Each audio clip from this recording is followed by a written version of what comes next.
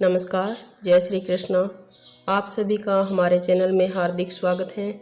सनातन धर्म में वैशाख महीने में रविवार के दिन आग की पूजा का विशेष महत्व है। इसलिए सभी भक्तों हेतु श्रवण एवं पूजन के लिए आग पूजन विधि व व्रत कथा सादर प्रस्तुत है। सूर्य भगवान सभी की मनोकामना पूर्ण करें। आज मैं आपको बताऊंगी वैशाख स्नान में आंकड़े की पूजा कैसे की जाती है। हिंदू धर्म में छोटी कन्याओं से लेकर बूढ़ी औरतों तक वैशाख स्नान करती हैं। वैशाख स्नान से मन वांछित फल की प्राप्ति होती है। सोमवार से शनिवार तक तो वैशाख माह में खेजड़ी, तुलसी, पीपल की पूजा की जाती है तथा रविवार को आंकड़े की पूजा व व्रत किया जाता है। आग का पौधा शिव भगवान को भी चढ़ाया जाता है। रविवार का व्रत रखकर सूर्य देव की कहानी सुनी जाती है।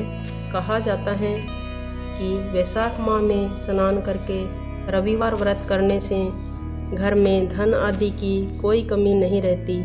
आंकड़े की पूजा करने के लिए सुबह जल्दी उठकर स्नान करें। फिर एक कलश पानी का भरकर उसमें थोड़ा सा कच्चा दूध और मक्खन डाल लें और एक थाली में रखकर रोली, मोली, काजल और 5 छोटी छोटी पूड़ी बना लें।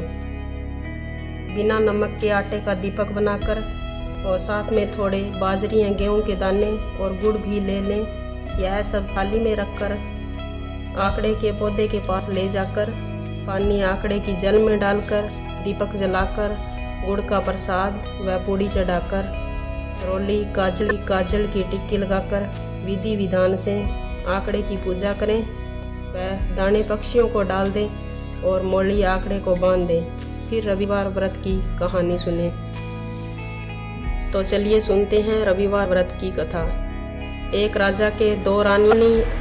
राजा की बड़ी रानी अपना सारा समय सजने संवरने में लगाती थी तो छोटी रानी वैशाख स्नान व पूजा पाठ करती थी। बड़ी रानी छोटी रानी से जलती थी तो उसने राजा से कहा, छोटी रानी न जाने कौन कौन से टोने टोटके करती रहती हैं सारा दिन। सुबह जल्दी उठकर पता नहीं कहाँ कहाँ घूमती रहती हैं। हमारे राजघराने की बेइज्जती होती है। आप इसे यहाँ से निकाल दो। राजा ने बड़ी रानी के कहने पर छोटी रानी को निकाल दिया। यह सब देख बड़ी रानी बहुत ही खुश हुई पर छोटी रानी ने किसी से कुछ नहीं कहा, चुपचाप वहाँ से चली गई। वह किसी जंगल में जाकर एक टूटी हुई झोंपड़ी में रहने लगी। हमेशा की तरह अपने पूजा पाठ में लीन हो गई। समय बीतता गया। फिर वैशाख का महीना आया। रानी वैशाख स्नान करती थी। उस दिन रविवार का दिन था। रानी ने हर रोज की तरह आंकड़े की पूजा की। वह जल को आंकड़े की जड़ में खड्डा बनाकर डाल दिया। गुड़ व पूड़ियाँ पास में रख दी और दीपक जलाकर पूजा अर्चना की। उसी दिन राजा भी शिकार खेलते खेलते उसी जंगल में जा पहुँचे। राजा को बहुत जोर से भूख और प्यास लगी थी। खाने के लिए राजा के पास कुछ नहीं था। फिर उनकी नज़र आग के पौधे पर पड़ी तो वहाँ पर पूड़ी व गुड़ और पास ही खड्डे में पानी नजर आया। राजा ने पूड़ी खाई और पानी पी लिया। फिर थोड़ी देर आराम करके अपने महल में वापस लौट गए। फिर राजा ने अपने सैनिकों को यह पता लगाने के लिए भेजा कि उस सुनसान जंगल में पूड़ी व जल आग के पौधे में कौन चढ़ाकर आया है, यह पता लगाकर आओ। तब राजा के सैनिक चलते चलते उस रानी की झोंपड़ी में पहुंचते हैं तो पता चलता है कि उन्हीं ने पूजा पाठ किया था।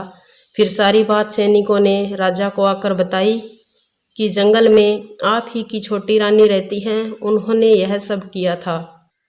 फिर राजा को सारी बात समझ में आ गई। राजा को अपने किए पर बहुत पछतावा हुआ।